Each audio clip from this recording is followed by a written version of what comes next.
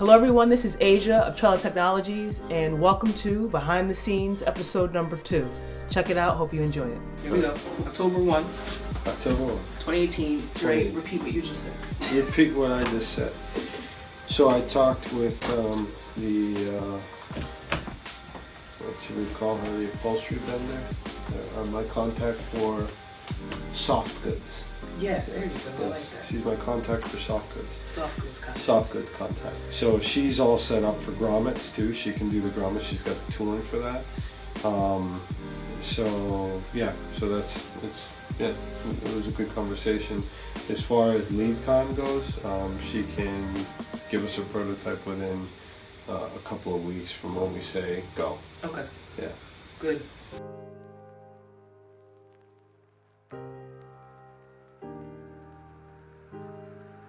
When we first started discussing this project and you were giving feedback of, you know, what you could bring to the table and what you thought we needed to do for, you know, all the different processes that you could help us out with, I feel like we stepped away from that very structured approach, and now we're just kind of hitting you up with, hey, can you help us out with this? Can you help us out with that? So today is a little bit more of that, and I just wanted to kind of touch base and get an understanding if that mode of working is okay with you, or if there's something else that we can do to make it a little bit smoother.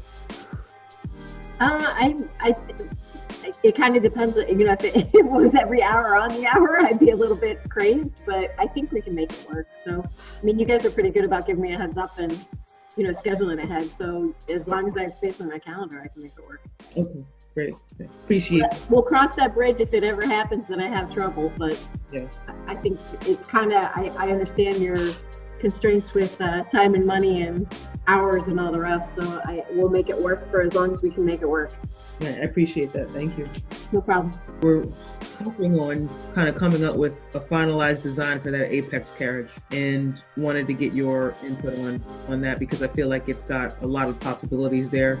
I like the idea of kind of not making it, certainly from a cost perspective and doing it all as one piece, you probably got some savings there, but I think you're gonna eat them in the shipping part of things. It seems like having it kind of be 3 pieces that somehow go together relatively easy, whether it's like a pin that goes through some hinge stuff or it's just a couple fasteners that you're attaching the 2 side pieces onto the other piece. It seems like it buys you a lot of space in the packaging